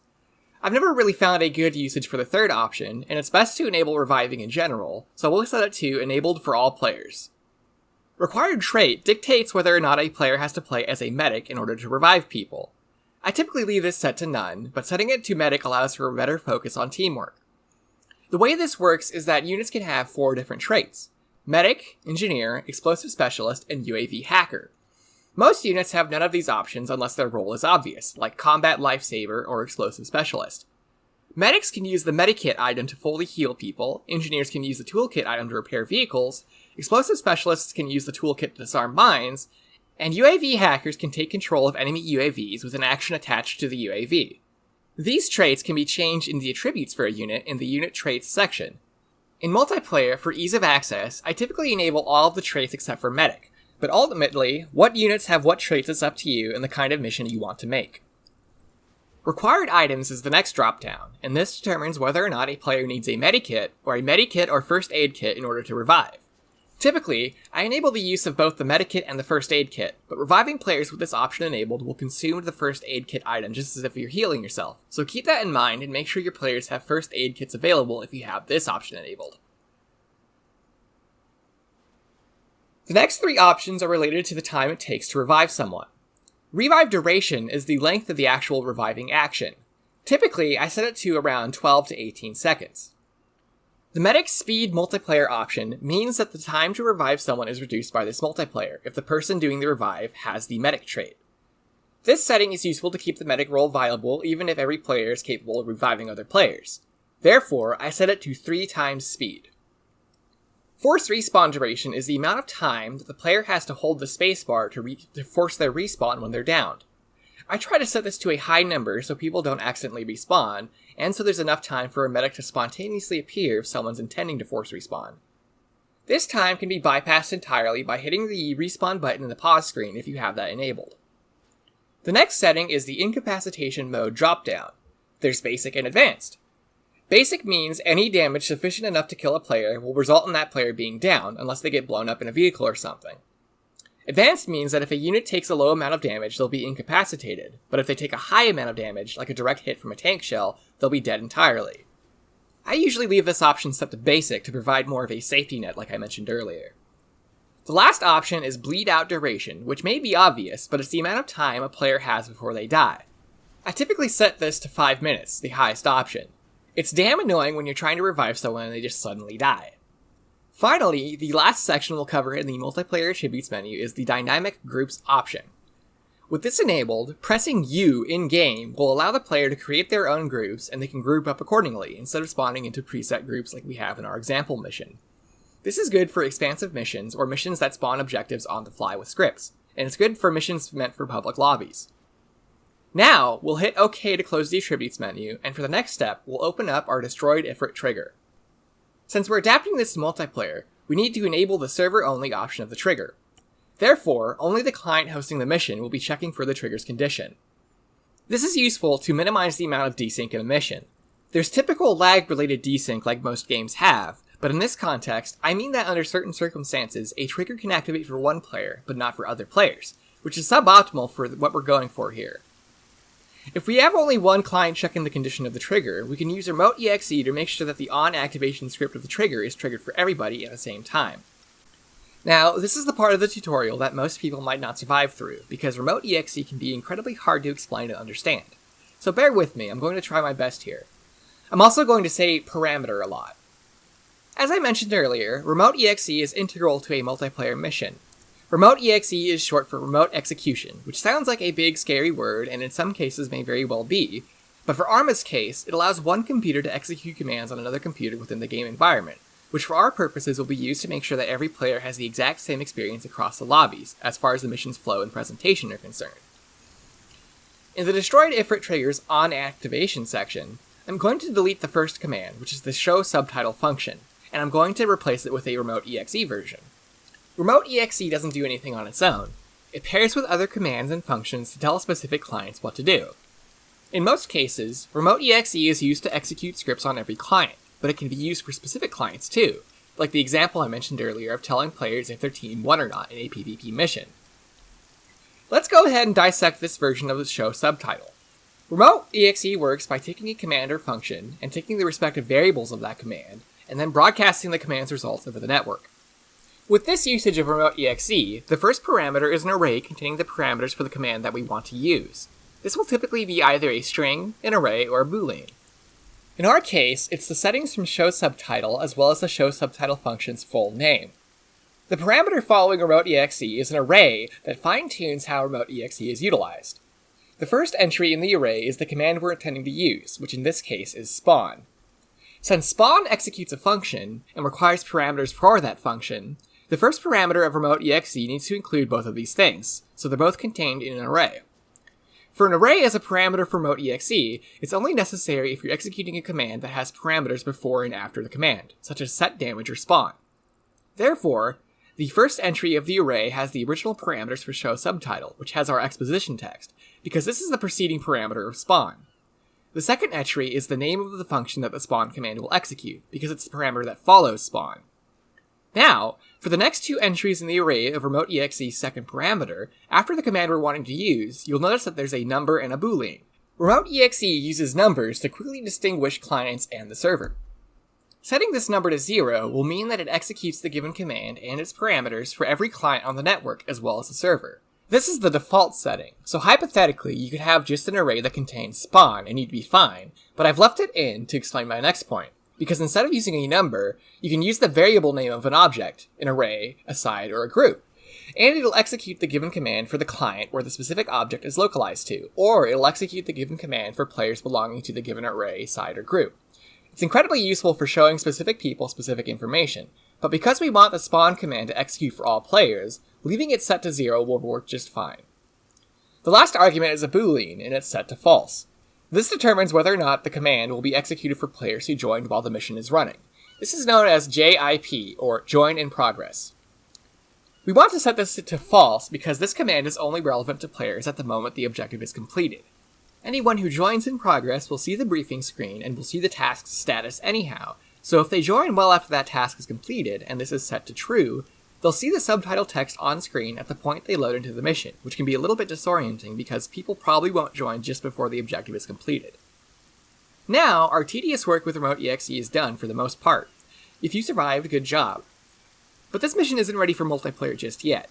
We need to edit the group of reinforcements and the evac trigger, and we need to finish our work in the destroyed ifrit trigger. Some commands have variants that work globally, as opposed to being local only. Hide object and enable simulation are two such commands. Simply adding global to the end of each command will make it work better in multiplayer. We also need to have our trigger set to server only for this to work properly, so make sure you've enabled that. Since we also use those two commands for the group of reinforcements, we'll have to go and edit their version of the commands as well.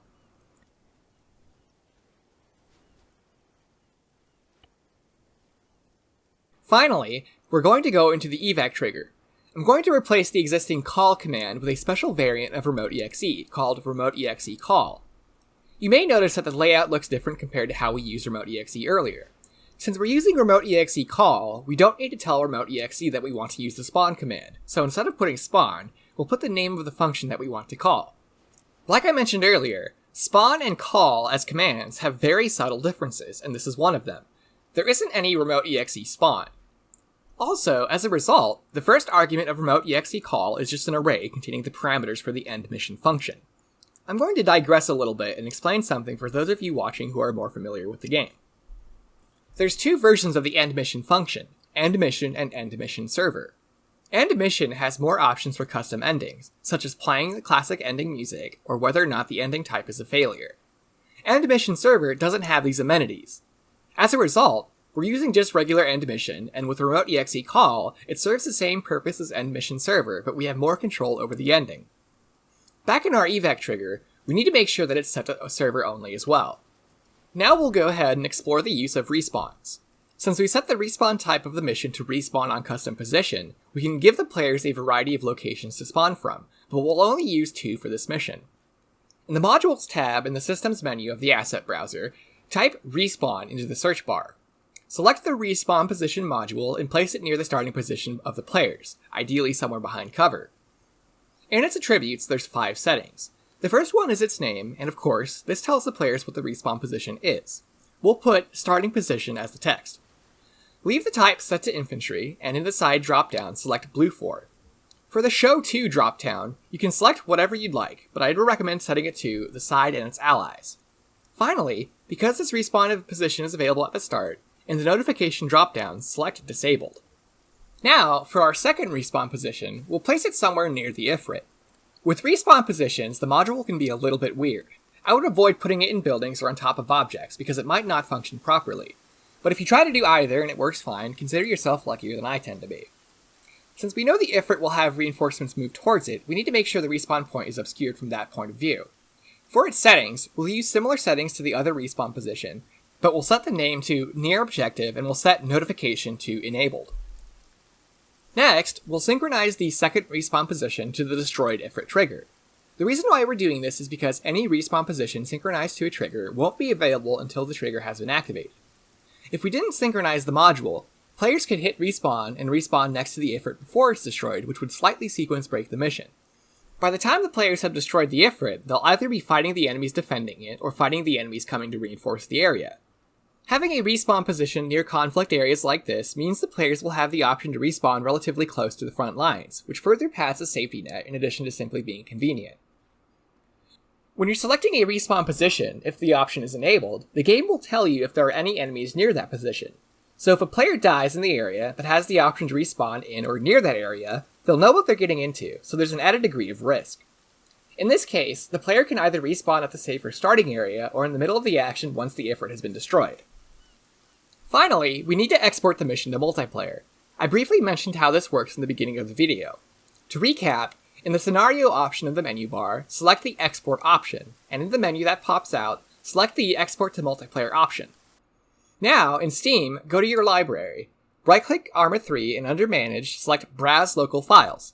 Your finished mission will be in a PBO file within the MP Missions folder of your root Arma 3 folder.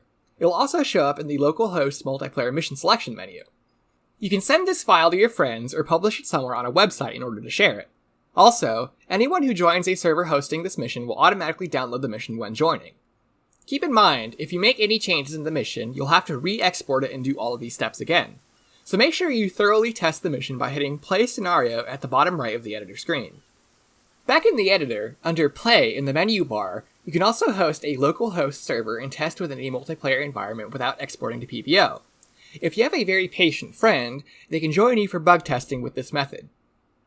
From a functional standpoint, a thematic standpoint, and a presentation standpoint, the mission is now wholly complete and is playable. Most of the steps relating to the creation of this mission can be repeated as you see fit. You could add enemies to the evac area, you could make more objectives, and so on. I recommend toying around with everything and exploring what more can be done with the editor. Most of the time, you can Google search anything you're trying to do, and there will be a forum post or two explaining it. But with that being said, although this video is public and I intend for it to help as many people as possible for as long as possible, I'll disclose that I'm mainly making this for the COXHOUND Discord server, so naturally I'll be helping them there with any questions. But I'd like to take ownership of the fact that I've made this video for the public as well. So if you have any questions about mission design or scripting, I'd be happy to help you as well in the COXHOUND server or in the comments of this video, if I'm not otherwise indisposed. There's also several other talented people within COXHOUND who might have input as well. You can find the invite link for the COXHOUND Discord server in the description of this video. I'll also include the link to the official Arma 3 Discord too, where the help you may find will be far more professional and talented than I am. There will also be links to the community wiki for the sake of citation and for further reading.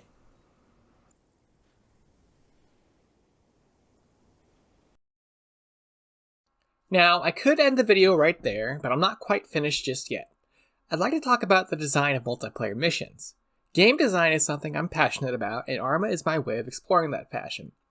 This chapter will be a somewhat opinionated free flow of thought with a greater focus on ideas rather than presentations, and this is the part where the COXHOUND way of making missions is really defined. I'll probably end up sounding somewhat snobbish, however, but if you'd like to learn more, I invite you to stay a little bit longer. Everything I've shown you thus far as it relates to creating a mission isn't exclusive to any specific method, except for maybe the specific commands I used and how I used them, which were utilized with the intention of streamlining the mission experience as much as possible, as far as performance and implementation are concerned. For example, you could potentially use a dozen different methods and commands for ending a mission, but with what I've shown you in this video, I've found it to be the easiest and most bug-free method, which is the core aspect of the experience that any good Arma mission should have. Every Arma player knows that it's impossible to have an entirely bug-free Arma experience. But in missions, we can do our best to mitigate any bug-related headaches by debugging, testing, and perseverance, and that's part of why I've made this video. I'd like to show people how to make new missions for Arma, but I'd like to show them how to do it easily. I'm hoping I've achieved that today.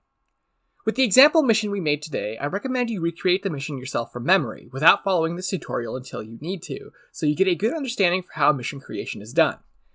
Then, I recommend you start from scratch and use that understanding to create an entirely new mission that doesn't necessarily follow the flow of the example mission, utilizing whatever assets you'd like, modded or otherwise, with whatever objectives you'd like.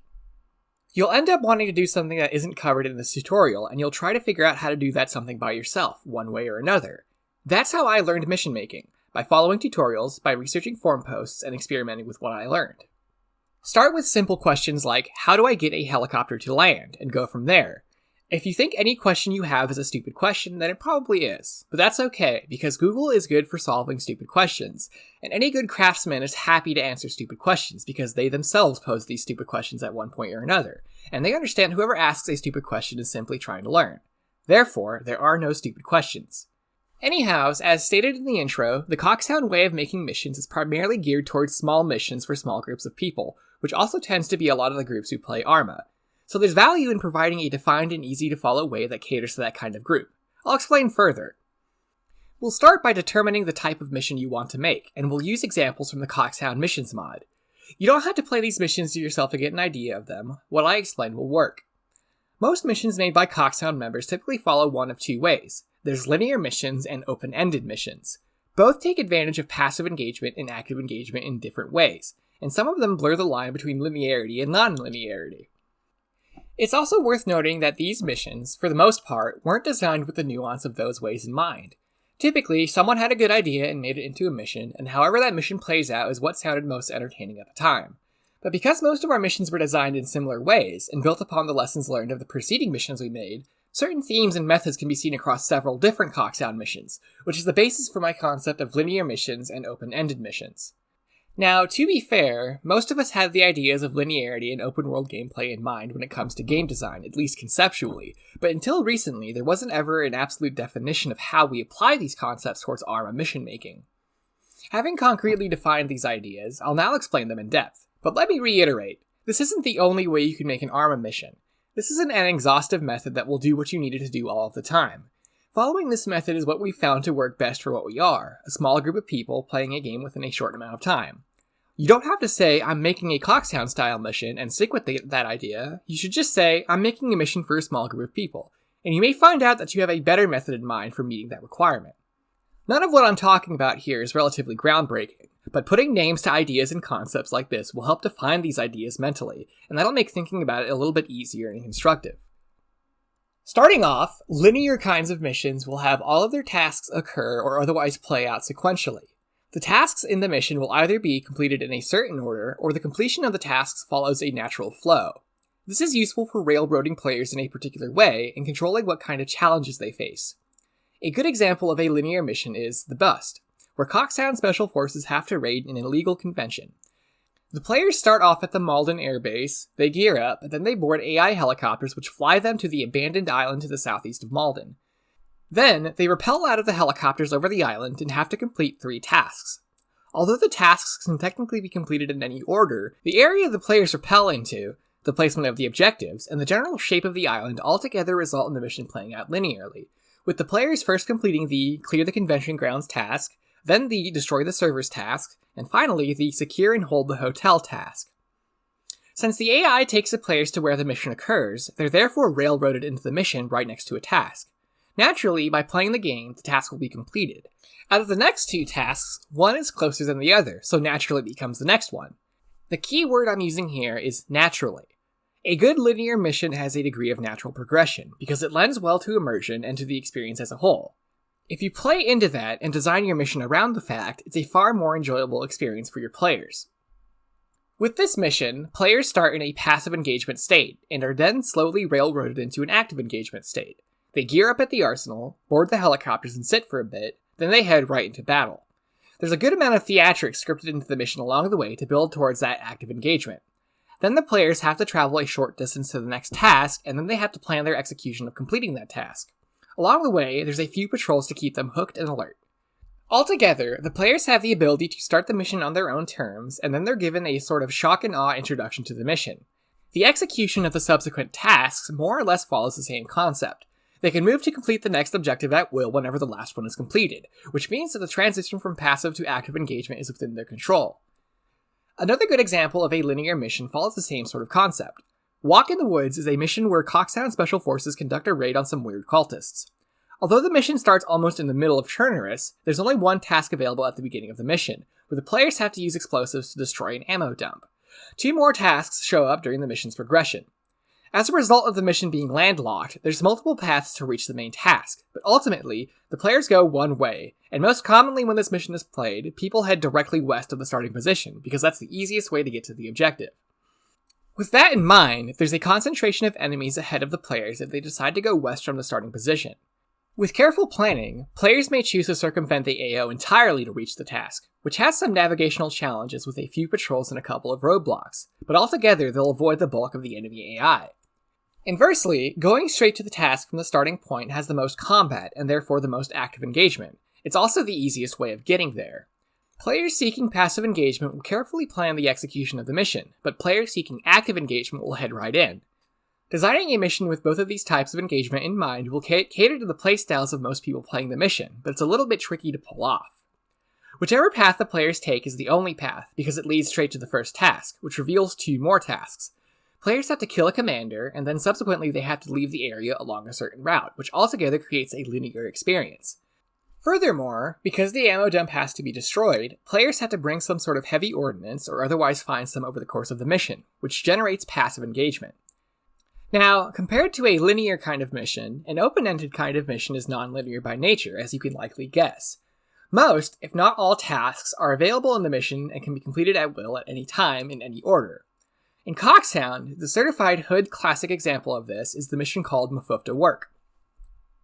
In this mission, an African warlord has to run some errands. Players have control over what objective they'd like to start and how to go about completing those tasks. Most of the tasks are near more weapons and vehicles, so by completing them, the players have the opportunity to progress a little bit from their starting conditions. Furthermore, a few of the tasks have some twists. One task entails tracking down a traitor wandering around the playable area, with the twist being the entailing manhunt. Another task entails bringing a helicopter back to base, which might be a surprise for anyone who isn't an experienced pilot. Essentially, the players are given a set of destinations, and the path they utilize to arrive at those destinations is entirely at their discretion, as well as the order they reach these destinations in. But all of these destinations have some variety to mix things up a little. The value in an open-ended mission like this is choice. Providing the ability to choose how the mission plays out gives the players a sense of independence, which evokes creative thinking when it comes to planning out the completion of tasks. Having played this mission multiple times since it was originally created in 2017, I've seen people tackle the problems in this mission in a variety of ways. For instance, there's an AC-47 Spooky available for the players. There's also an enemy Huey helicopter that flies around to bug people as they play the mission. Most often, people ignore the helicopter, or they shoot it down with a missile, or they chase it around in ground vehicles. But I've actually seen someone use the AC-47's tail to slap the Huey out of the sky. While it isn't related to the completion of the tasks, the freedom in completing the task lends well to the overall way the mission plays out. People have the tools to do whatever they consider necessary. It becomes a natural sandbox this way. With the task I mentioned, where players track down a traitor, people can set up roadblocks to stop him, or they can use drones to find him, or they can just start a car chase to run him off the road, and this ultimately completes the task. Most of the tasks in the mission are conceptually simple, which means there's a wide variety of ways to complete it. Mortars, explosives, drones, modding-related powers, and so forth. Most of the time, the way we complete these tasks is usually the result of asking ourselves, what's the dumbest way we can do this? While any task in Arma can be completed by asking that question, open-ended missions with a wide variety of starting equipment and a wide variety of tasks lean very well into that question and the general attitude, which pairs well with the absurd premise of this mission. Another good open-ended COXHOUND mission is another classic in the lineup, the pizza delivery mission, which was originally made for Arma 2. The mission entails taking X amount of pizza items to certain locations. One location needs 8 pizzas, another location needs 4, and so forth. The players have the arsenal available, a few Humvees and a helicopter at their disposal. Most of the delivery locations have better vehicles available, so there's progression involved. You're rewarded in some way for completing any single task, either by a comical situation occurring or a good vehicle, in addition to the fact of the mission being one step closer to completion. With progression in an open-ended mission, it's best done by providing the player with more tools to complete the next task. You start by assessing what you have available and how you want to complete the first task you choose. When it's completed, depending on what's available, you'll have more options available to complete the next task, so it results in constructive gameplay. The state of the mission improves with more gameplay options as the mission progresses. Ultimately, most COXHOUND missions will follow a basic flow of play. They'll either play linearly or play in an open-ended way. It's not about the commands you use or the way you make your mission, it's about the flow of your mission intrinsically. With these examples in mind, you should ask yourself how linear you want your mission to be, and how open-ended you want it to play. Sticking to one or another is simple, but very conceptually basic as a result. Good COXHOUND missions will focus on being linear or non-linear, but it's worth noting that some of the best ones don't, because they don't strictly follow one style or another. By this, I mean that denoting the difference between linear gameplay and non-linear gameplay serves as a good springboard into different forms of game design, either by hybridizing the two or by using them as inspiration for something entirely different. Now, among all 4 of these missions, there's shared aspects. Each mission has a scripted ending using the end mission function. Each mission has respawns, tasks, and so forth. The example mission we made for this video showcases the basic methods utilized in 99% of COXHOUND missions. I don't mean to say that every COXHOUND mission is an objective mastercraft and is the most fun thing you'll ever play, because there's definitely bad COXHOUND missions. But the missions we've made are built upon the basic aspects of the editor that every Arma mission utilizes in one way or another. The commands we used in the example mission, its flow and how we made it, and the general methodology behind its design aren't ideas original to COXHOUND. But our experiences playing and making various missions over the years has resulted in the example mission combining all of the elements of mission design that are considered by us to be the most effective. Over the years, we've done countless debugging and we've put up with multiple headaches as a result of bad coding and mission design on our part. The first few COXHOUND missions we made back in Arma 2 were really bad until we learned how to improve them, and even today in Arma 3, some newer missions need debugging before they're completely good. So to put it plainly, the way we develop missions nowadays, which is what I've shown you in this video, trims the fat from a lot of typical ways people will make missions. To be clear, however, for example, I'm not saying that something like using the end mission function instead of using the end mission command is somehow my idea, but that in my opinion it's more effective. Finally, to top this all off, I'll say some random things that I couldn't really fit into any other section of the video, but I think they're helpful nonetheless. For one, don't start your mission by putting your players in the middle of a battle. Give your players at least a small amount of time to gear up. In one COXHOUND mission, the most extreme start has all the players starting in helicopters and being transported right into the battle, but there's still at least 2 or 3 minutes worth of travel time, and there's some items in the helicopters for the players to use. There's a small amount of time to prepare, and very few things to prepare with. Now, on the less extreme end of things, most COXHOUND missions start off by putting the players in a safe area that has access to the arsenal and various vehicles. They can gear up and plan things out safely, and begin the mission at their own pace in their own way.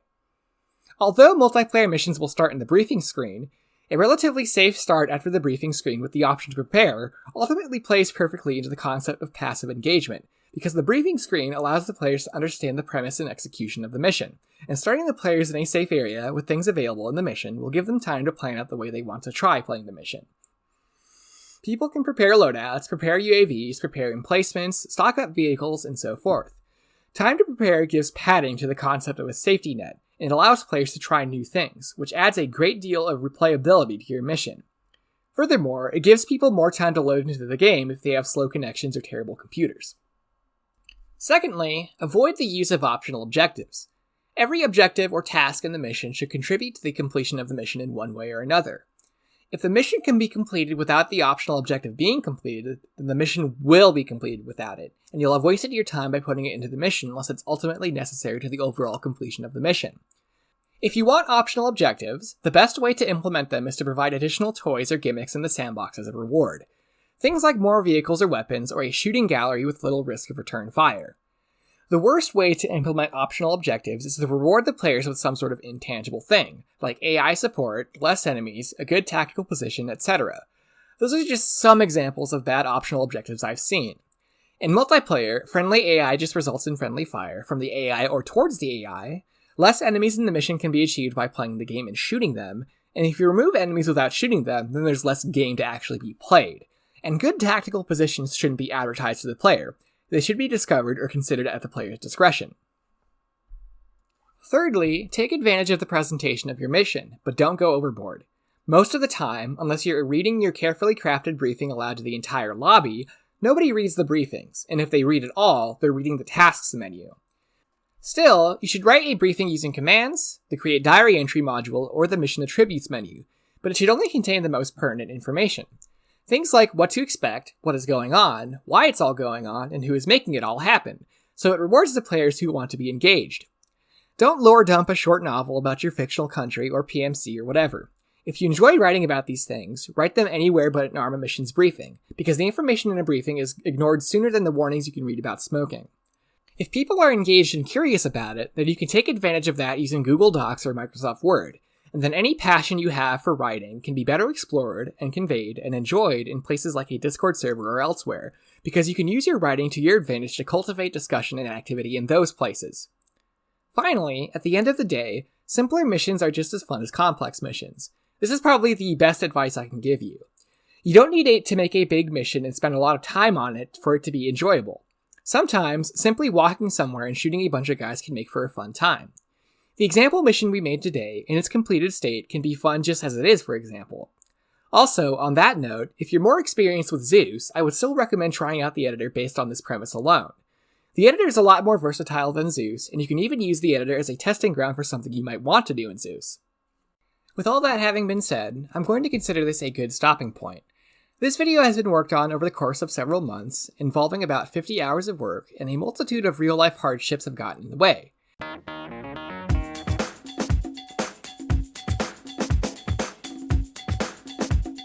But nonetheless, working on this video has been a small passion project of mine. I appreciate you sticking around to the end, even with how fast I talk and the occasional mouse click or deep breath caught in the audio recording. But even if the production quality is low, I hope it still proves useful for Arma 3, and perhaps even Arma 4 in the future. I'd like to reiterate that if you have any further questions, I'd be happy to answer them in either the comments of this video or in the COXHOUND Discord, so long as I have the spare time. Although I've played Arma 3 since its alpha, I won't be able to answer everything, but I'll still try. Speaking of which, we also routinely play Arma and also other games in the COXHOUND Discord, and we'd love to have you aboard if you're looking for people to play with, whether it be in Arma or just games in general. I'd also like to credit the Arma Community Wiki and its contributors for the information displayed in this video, and I also thank the members of COXHOUND for letting me LARP as a reporter so I could get background footage for this video. Thank you for being patient while I made this video also, I know it's been well overdue. I hope you enjoyed this video, and thank you for watching.